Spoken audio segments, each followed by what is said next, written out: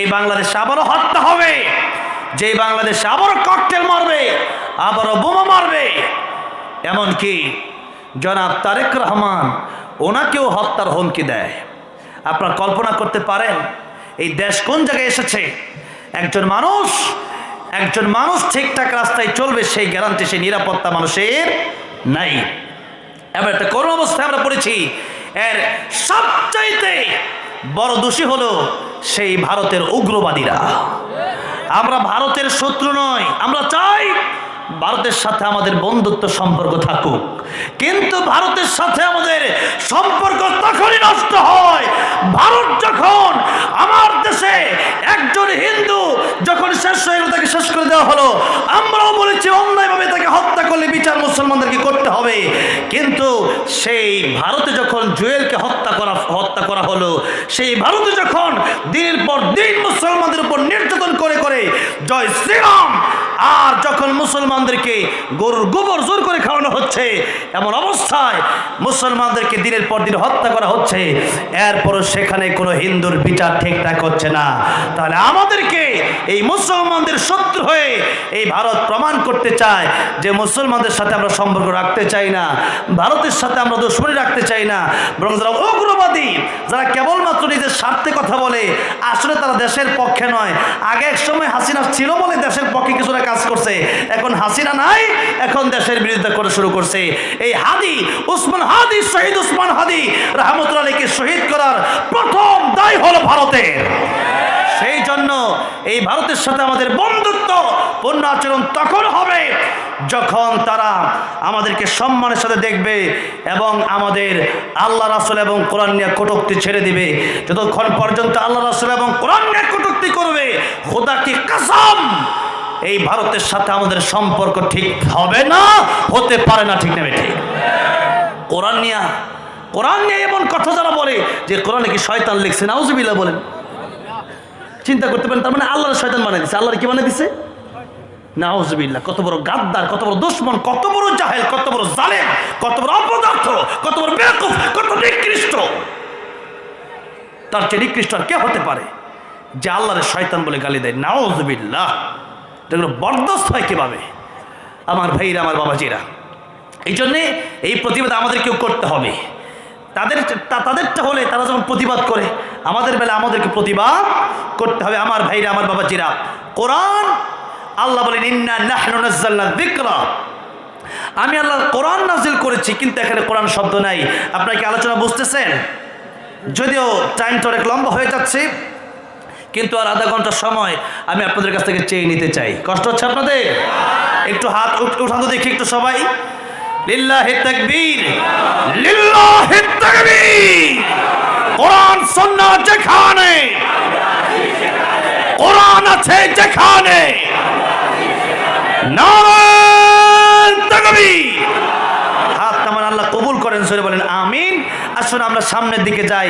তাহলে জিকির শব্দের প্রথম অর্থ হচ্ছে কোরআন শরীফ। জোরে আওয়াজ করে বলেন, জিকির শব্দের প্রথম অর্থ কি? কোরআন শরীফ। এবার আসুন, আমি কোরআন শরীফ যে বললাম, কোরআন শরীফ মানে জিকির, জিকির মানে কোরআন। কেউ যদি জিকির করতে চায় তাহলে সে যেন কোরআন শিখে। আর কোরআন শিক্ষা গ্রহণ করা, কোরআন শিক্ষা প্রত্যেক মুসলমানের জন্য নফল না ফরজ? ফরজ। তলাবুল ইলমি ফারিদাতুন আলা কুল্লি মুসলিম, সবার জন্য, সমস্ত মুসলিমদের জন্য দ্বীনি ইলম শিক্ষা করা নফল না ফরজ? ফরজ। আমার ভাইরা, আমার বাবাজি, লক্ষ্য করে দেখুন, এদেশে মুসলমানের কোনো অভাব নেই, কিন্তু বড় আফসোস, মুসলমান কোরআন পারে না। প্রায় মুসলমানের কোরআন অশুদ্ধ, প্রায় মুসলমান নামাজ পড়ছে তো নামাজ শুদ্ধ হচ্ছে না। জবান খুলে আওয়াজ দিবেন, নামাজ ভঙ্গের কারণ কয়টা? হ্যাঁ, 19টা। প্রথমটা কি? ওখান থেকে কে যেন বলতেছে উনি ফার্স্ট হয়েছে, উনি 1 নম্বরে আছেন, একটু ভালো করে মুখস্থ করছে। তো এটা সবার মুখস্থ করে রাখা দরকার না? নামাজ কেমনি ভেঙে যায়, নামাজ কেমনি, কোনটা ফরজ কোনটা ওয়াজিব অনেকে জানেই না। তো নামাজ কিভাবে পড়বেন বলেন? ওযুর ফরজ জানে না, গোসলের ফরজ জানে না, তো নামাজ কিভাবে পড়বেন? মুসলমান লক্ষ্য করে দেখুন, শরীফ যদি না পড়েন নামাজ হবে না। নামাজ যদি না হয় কিয়ামতে জান্নাতে যাওয়ার কোনো সুযোগ নাই। এবার আসেন কোরআন কেন শিখতে হবে, মাদ্রাসা শিক্ষা কতটা জরুরি, কোরআন শিখতে হবে কেন? আল্লাহ নিজেই বললেন সূরা রহমান, আর রহমানু আল্লামাল কুরআন খালাকাল ইনসান। রহমান তিনি, দয়াময় তিনি, কোরআন শিখালেন যিনি, মানুষ বানালেন যিনি। আল্লাহ বলেন আল্লামাল কুরআন খালাকাল ইনসান। কোরআন না শিখলে তোমরা প্রকৃত মানুষ হতে পারবা না। তার মানে প্রকৃত মানুষ যদি হওয়া লাগে কোরআন শরীফ সহি শুদ্ধভাবে শেখার দরকার আছে না নাই? আল্লাহ বলেছেন, আল্লামা জসিমউদ্দিন রহমানী এক যুগ কারাগারে ছিল, এক যুগ কারাগারে ছিলেন। সে আল্লামা জসিমউদ্দিন রহমানীর একটু সামনেই বোমা মারা হলো। এই বোমা কারা মারছে? এই ককটেল কারা মারছে? যেদিন এখানে ঢাকায় তারেক রহমান সাহেব আসছেন সেদিনও ককটেল মারা হলো। এই বোমা এবং ককটেল এরকম অস্ত্রধারী যারা আছে আজকেও শহীদ ওসমান হাদি চত্বরে, এটার নাম আর শাহবাগ, এটার নাম শহীদ ওসমান হাদি চত্বর, সেখানে অস্ত্র সহ একটা লোককে পাওয়া গেল। এতগুলো লোক, কেউ ককটেল মারছে, কেউ বোমা মারছে, কেউ অস্ত্র নিয়ে সরাসরি জনগণের সামনে ঘুরছে, এরপরও সঠিক বিচার আপনারা করছেন না। এর মানে প্রমাণ হয় বাংলাদেশ আগের চাইতে আরো ভয়ানক অবস্থায় দিন দিন যাচ্ছে। কত ঠিক না বেঠে? এরকম বাংলাদেশ দেখার জন্য সাইদ মুগ্ধরা জীবন দেয় নাই। যেখানে অল্প, কাসীর মানে বেশি, তাহলে আমালুল কলিল, অল্প আমলও যদি হয়, নবী বলেন ইখলাসের সাথে অল্প আমলও যদি হয়, এই অল্প আমলটা তোমার নাজাতের জন্য যথেষ্ট হয়ে যেতে পারে। আর অনেক আমল করলেন কিন্তু আমলটা আল্লাহর জন্য হয় নাই, তাহলে কি জান্নাত নসিব হবে? আমি দুইটা বিষয় নিয়ে মুযাকারা করতে চাই। এই দুইটা বিষয় বলে আমি আমার মূল আলোচ্য আয়াত সূরা আহজাব আয়াত নাম্বার 41 এবং 42, এই দুইখানা আয়াতে কারিমা থেকে বিশেষ করে মূল আলোচনা হবে কোরআন নিয়ে এবং মাদ্রাসা নিয়ে। যেহেতু মাদ্রাসার মাহফিল, সেই জন্য এই মাদ্রাসার আলোচনায় বেশি হবে। তবে এই আলোচনাগুলোর আগে একটু আমরা বুঝে নেব যে আমরা যে আলোচনা শুনবো, তো শোনার পরে মানলে কতটুকু লাভ আর কিভাবে মানলে লাভ, এটুকু আমাদের বুঝতে হবে। সেই জন্য দেখেন কিয়ামতের ময়দানে আল্লাহ রাব্বুল আলামিন 3 ব্যক্তিকে ডাকবেন এবং জাহান্নামে দিবেন। একজন ব্যক্তিকে ডাকবেন, আল্লাহর নবী বলেন, হাদিস শরীফের বক্তব্য, নবীজি বলেন এক শহীদকে আল্লাহ ডাকবেন। এরপরে বলবেন, শহীদ তুমি আমার জন্য কি করেছিলে? শহীদ বলবে, আল্লাহ তোমার জন্য শহীদ হয়েছিলাম। আল্লাহ বলবেন, তুমি মিথ্যে বলছো, তুমি আমার জন্য শহীদ হও নাই, বরং তুমি শহীদ হলে পরে মানুষ তোমাকে শহীদ বলবে, সেই জন্য তুমি শহীদ হয়েছিলা। ও ফেরেশতারা তাকে জাহান্নামে টেনে নাও, তাকে জাহান্নামে দিয়ে দেওয়া হবে। এরপর আল্লাহ ডাকবেন, কারি সাহেবকে ডাকবেন, আলেমকে ডাকবেন, ডেকে বলবেন তুমি কেন আলেম হয়েছিলা? সে বলবে, আল্লাহ তোমার দিনের জন্য আলেম হয়েছিলাম। আল্লাহ বলবেন, তুমি মিথ্যে বলছো, মানুষ তোমাকে বড় শাইখুল হাদিস বলবে, মানুষ তোমাকে বড় আলেম বলবে, মানুষ তোমাকে কারি বলবে, মানুষ তোমাকে বড় হাফেজ বলবে, মানুষ তোমাকে বড় মুফতি বলবে, সেই জন্য তুমি আলেম, হাফেজ, মাওলানা, মুফতি হয়েছিলা। আজকে তোমার এর পাওনা দুনিয়াতে হবে না, মানুষ তোমাকে বহুত বড় মুফতি শাইখুল হাদিস হিসাবে চিনে গেছে। আল্লাহ এই সমস্ত চিন্তা যদি আমাদের অন্তরে আসে, এর আগেই এই জগৎ থেকে আমাদেরকে আপনি বাতিল করে দিন। জোরে বলেন আমিন। এটা তো আমাদের জন্য, নিজেদের জন্য ওয়াজ, ঠিক না? তা আমাদের ওয়াজ, এটা তো আল্লাহ দ্বিতীয় প্রকার শ্রেণীর ভিতরে আমাদের কথা বলা হচ্ছে। এরপরে আল্লাহ বলবেন, ও দানবীর এদিকে আসো। দানবীর তুমি কি করেছিলে? আল্লাহ আমি দুনিয়াতে তোমার দিনের জন্য সব সম্পদগুলো দান করে দিয়েছিলাম। আল্লাহ বলবেন, তুমি আমার দিনের জন্য দান করো নাই, তুমি আমার সন্তুষ্টির জন্য দান করো নাই, বরং তুমি দান করেছিলে যাতে করে তোমাকে মানুষ বিশিষ্ট দানবীর বলে। হ্যাঁ, কেউ যদি আল্লাহর জন্য শহীদ হয় তাকে মানুষ শহীদ বলতে পারে, অবশ্যই বলবে। যেমন ওসমান হাদি শহীদ হয়েছেন, আমরা অবশ্যই মনে করি সে আল্লাহর জন্য শহীদ হয়েছেন, দেশের জন্য শহীদ হয়েছেন, ইনসাফের জন্য, কোরআনের হক কথা বলতে গিয়েই আল্লামা সাঈদীও শহীদ হয়েছেন, ঠিক না বেঠে? সেরকম শহীদ দিনের জন্য, কোরআনের জন্য, দেশের জন্য আমরাও হতে চাই। অতঃপর মানুষ শহীদ বলবে, দোয়া করবে, এটা স্বাভাবিক। আলেম হব আল্লাহর জন্যে, এরপরে মানুষ আলেম বলবে, স্বাভাবিক। দান করব আল্লাহর জন্যে, অতঃপর মানুষ দানবীর বলতে পারে, এটা স্বাভাবিক। কিন্তু কেবলমাত্র নিয়তটা যদি এমন থাকে যে আমি শহীদ হব, মানুষ আমাকে বলবে শহীদ, আমি বক্তা হব, মানুষ আমারে বলবে বড় বক্তা, আমি কারি হবে, মানুষ আমাকে বলবো আমি বড় কারি, আমি দানবীর হব, মানুষ আমাকে বলবে বিশিষ্ট দানবীর, এতটুকু যদি নিয়ত থাকে আর আল্লাহর সন্তুষ্টি যদি নিয়ত না থাকে, এই নিয়ত গরমিল হওয়ার কারণে কিয়ামতের ময়দানে জাহান্নামে যাওয়া লাগবে। তাহলে শহীদ হওয়ার পরে এত বড় মর্যাদা শহীদদের, যারা শহীদ হতে দেরি হয় জান্নাতে যেতে দেরি হয় না, যারা আলেম হলে আলেমরা জান্নাতে থাকবে নবীদের পরের সিরিয়ালে, সেই আলেমদের এত মর্যাদা, সে আলেমরা জাহান্নামে যাওয়া লাগবে নিয়ত ভেজাল হওয়ার কারণে। দানবীররা কোটি কোটি টাকা দান করার পরেও তাদের জাহান্নামে যাওয়া লাগবে নিয়ত ভেজাল হওয়ার কারণে।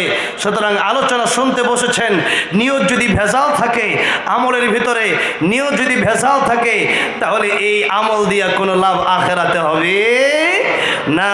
তাহলে মানে বোঝা গেল আমও গেল সালাও গেল, দুই দিক দিয়েই ক্ষতি। আর মানে আল্লাহ কোরআন শরীফে বলেছেন, খাসিরাত দুনিয়া ওয়াল আখিরা, দুনিয়াও তোমার ক্ষতিগ্রস্ত, আখিরাতে ক্ষতিগ্রস্ত। সুতরাং এই দুনিয়ার কোনো নিয়ত থেকে থাকে, এটা আমার ভেতর থেকে ঝেড়ে ফেলে দিতে হবে। আমার জীবন, আমার মরণ, আমার নামাজ, আমার কোরবানি, আমার সমস্ত ইবাদত, জোরে আওয়াজ করে বলেন কার জন্য হবে? আর জোরে বলেন কার জন্য হবে? তাই আল্লাহ বলছেন, কুল ইন্না সলাতি ওয়া নুসুকি ওয়া মাহইয়ায়া ওয়া মামাতি ওয়া মামাতি লিল্লাহি রাব্বিল আলামিন।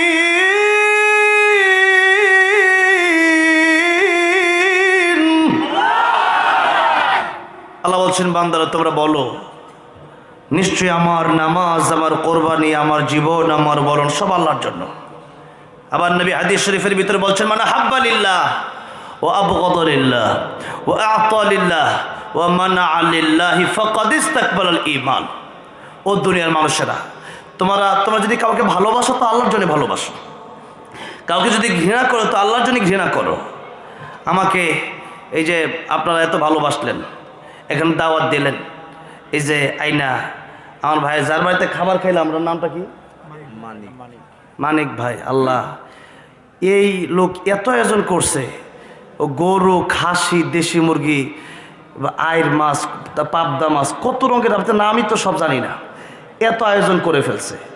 এই যে ভালোবাসা, বলেন তো এটা কিসের জন্য? এটা কি আমার চেহারা দেখা না কোরআনের জন্য? আল্লাহর জন্য। কথা ঠিক না বেঠে বলেন? মানুষ সাধারণত দলীয় প্রোগ্রামে যেতে হলে 500-1000 করে টাকা দিতে হয়, সিঙ্গারা খাওয়াইতে হয়। আর এখানে এসে এই যে দেখলাম আজকের মাহফিলটা, লক্ষ লক্ষ টাকা মানুষ দান করে এই মাদ্রাসায়, মদিনাতুল উলুম মাদ্রাসায়, এই শীতের ভিতরে নিজের টাকা খরচ করে ভাড়া দিয়ে আয়সা আবার এই মাদ্রাসায় দানও করতেছে 10,000, 20,000, 30,000, এই সমস্ত এই টাকাগুলো এখানে দিচ্ছে। এগুলা কি দুনিয়ার কোনো স্বার্থ না আল্লাহর ভালোবাসায়? কথা ঠিক না বেঠে? আল্লাহর ভালোবাসায়। জোরে বলেন আলহামদুলিল্লাহ। মানুষের আল্লাহর প্রেম ভালোবাসা কত বেশি থাকলে পরে এই গভীর রাতে শীতের ভেতরে আরামের ঘুমকে হারাম করে দিয়া এই মাদ্রাসায় উল্টা টাকা নেওয়ার জন্য তো আসলোই না, বরং নিজের টাকাগুলা এখানে দিয়া এরপরে বাড়ি গেল। জোরে বলেন সুবহানাল্লাহ। নবী বলেন, যদি এরকম সব কিছু করতে পারে আল্লাহর জন্য, তবেই বোঝা যাবে তুমি পাক্কা ইমানদার। আর যার ইমান সবচেয়ে কম, তার এই দুনিয়ার চেয়ে 10 গুণ বড় জান্নাত আল্লাহ তার উপহার দিবেন। সুবহানাল্লাহ। আমার ভাইরা, আমার বাবা যা, তবে ভেজাল থাকতে পারবে না, কোনো ইমান এবং আমলে ভেজাল থাকতে পারবে না। ইন্নামাল আ'মালু বিন্নিয়াত। দুইটা হাদিস আপনাদের সামনে বললাম। একটা বলেছিলাম আখলিস দীনাকা ইয়াকফিকাল আমালুল কলিল, অল্প আমল না যাতে জন্য যথেষ্ট হবে যদি আমলটা আল্লাহর জন্য হয়। আরেকটা হাদিস বললাম যে ইন্নামাল আ'মালু বিন্নিয়াত, মানুষের যে আমলগুলো করে মানুষের প্রতিদান মানুষকে নিয়ত যেমন তেমন প্রতিদান দেওয়া হবে। এই জন্য নিয়ত আমাদের প্রাথমিকভাবে ঠিক করা লাগবে। একটু আগেই বললাম শহীদ হওয়ার পরেও জান্নাতে যাওয়া যাবে না। শাইখুল হাদিস, আলেম, মুফতি, মুহাদ্দিস, হাফেজ, কারি, মাওলানা হওয়ার পরেও জান্নাতে যাওয়া যাবে না যদি ভেতর ঠিক না থাকে। এরপরে বড় বড় দানবীররাও জান্নাতে যেতে পারবে না যদি নিয়ত ঠিক না থাকে। আর যদি নিয়তটা ঠিক থাকে, আপনি টাকা দান করছেন 2 টাকা, কয় টাকা? 2 টাকা। এই 2 টাকা কিয়ামতের ময়দানে আপনার নিয়ত ঠিক থাকার কারণে পাহাড় পরিমাণ নেকি হয়ে নেকের পাল্লাটা ভারী হয়ে যাবে আপনার জন্য। জুড়ে বলেন সুবহানাল্লাহ। সেই জন্য আল্লাহর নবী বিশ্ব নবী রাহমাতুল লিল আলামিন বলেছেন, ও দুনিয়ার মানুষেরা, কিয়ামতের কঠিন ময়দানে কতটুকুন ছোট্ট নেক আমল হলেও আল্লাহ তোমাকে জান্নাত দিবেন, কিন্তু নেক আমলটা তোমার নিয়ত হতে হবে সহিহ। প্রত্যেকটা নেক আমল আল্লাহর জন্য কেন করতে হবে? আল্লাহর নবী বিশ্ব নবী রাহমাতুল লিল আলামিন বলছেন, কতটুকুন ছোট্ট নেক আমল হলে পরে মানুষ জান্নাতে যেতে পারবে। আল্লাহর নবী বলেন, দুনিয়াতে মরুভূমিতে একজন মানুষ বড় বিপদে পড়ে গেছে, 1 গ্লাস পানির জন্য ছটফট করছে, 1 গ্লাস পানির বড় প্রয়োজন। গাড়ি হেরাই যখন উঠছিলাম, মক্কাতুল মুকাররমা থেকে মদিনাতুল মুনাওয়ারা পর্যন্ত 400 কিলোমিটার রাস্তা। সেই লম্বা পথ যেতে যেতে দেখা যায় শুধু মরুভূমি আর মরুভূমি। সেখানে হাঁটতে হলে অথবা পাহাড়ে উঠতে হলে শুধু পানির প্রয়োজন। গাড়ি হেরাই যখন উঠছিলাম মনে হচ্ছিল পানির এতটা প্রয়োজন। ডান পাশে পানি আর বাম পাশে যদি 10 কোটি টাকা রেখে দেওয়া হয়, আর যদি জিজ্ঞাসা করা হয় কোনটা প্রয়োজন, অবশ্যই সেখানে মানুষ বলবে পানির প্রয়োজন। সেই পানির এতটা প্রয়োজন, আল্লাহ আমাদেরকে ফ্রিতে সেই পানির ব্যবস্থা প্রতিনিয়ত করে দিয়েছেন। যদি বলেন সুবহানাল্লাহ। আল্লাহর নবী বলেন, দুনিয়াতে এই মরুভূমিতে 1 গ্লাস পানির জন্য একজন মানুষ বিপদে পড়েছে, আরেকজন মানুষের কাছে 1 গ্লাস পানি আছে অথবা 1 বোতল পানি আছে। দুনিয়াতে সেই লোকের বিপদের সময় নিজের পানি নিজে পান না করে সেই ব্যক্তিকে পানি পান করে দিল, যে ব্যক্তির 1 গ্লাস পানির বড় প্রয়োজন ছিল। আল্লাহর নবী বলেন, কিয়ামতের কঠিন ময়দানে যে ব্যক্তি পানি পান করেছিল তার জন্য জাহান্নাম ফয়সালা হয়ে যাবে, আর যে ব্যক্তি যাকে পানি পান করানো হয়েছিল তার জন্য জান্নাতের ফয়সালা হয়ে যাবে। নবীজি বলেন, যার জন্য জান্নাতের ফয়সালা হয়ে যাবে সেই ব্যক্তি জান্নাতে যাওয়ার আগেই যে ব্যক্তি জাহান্নামে যাবে, যার জন্য জাহান্নামের ফয়সালা হয়ে গেছে, আল্লাহ বলেন, ও ফেরেশতারা, যার জন্য জাহান্নামের ফয়সালা হয়ে গেছে, দুনিয়াতে সেই ব্যক্তিটা একটা ভালো আমল করেছিল, আজকের কিয়ামতের ময়দানে ডিরেক্টরে জাহান্নামে দেওয়া যাবে না। যে ব্যক্তিকে পানি পান করেছিল সেই আমার প্রিয় বান্দা আজকে জান্নাতের ভেতরে যাবে। তাকে জাহান্নামে নেওয়ার আগে ডাইরেক্ট জাহান্নামে না দিয়া তাকে ওই ব্যক্তির সামনে দিয়া নেওয়া যাও যে ব্যক্তিকে দুনিয়াতে সে 1 গ্লাস পানি পান করিয়েছিল। যেই মাত্র ফেরেশতা ওই ব্যক্তির সামনে দিয়ে তাকে জাহান্নামের দিকে নিয়ে যাবে, এমন সময় আল্লাহর নবী বলেন, ওই ব্যক্তিটা তাকে দেখে চিনে ফেলবে যাকে 1 গ্লাস পানি পান করিয়েছিল। লোকটা ডেকে বলবেন, আল্লাহর বান্দা, আজকের কিয়ামতের কঠিন ময়দানে আমি বিপদে পড়ে গেছি। এটা কেমন বিপদের দিন! ইয়াউমা ইয়াফিরুল মার'উ মিন আখিহি ওয়া উম্মিহি ওয়া আবিহি ওয়া সাহিবাতিহি ওয়া বানিহি। ওই দিন মা বাবা সন্তানকে চিনবে না, ভাই ভাইকে চিনবে না, সন্তান তার মাকে চিনবে না, বন্ধুত্বের কোনো পরিচয় থাকবে না। সেই কিয়ামতের দিনে লোকটা ডেকে বলবে, আপনি জান্নাতে যাবেন, আর আমি জাহান্নামে যাব।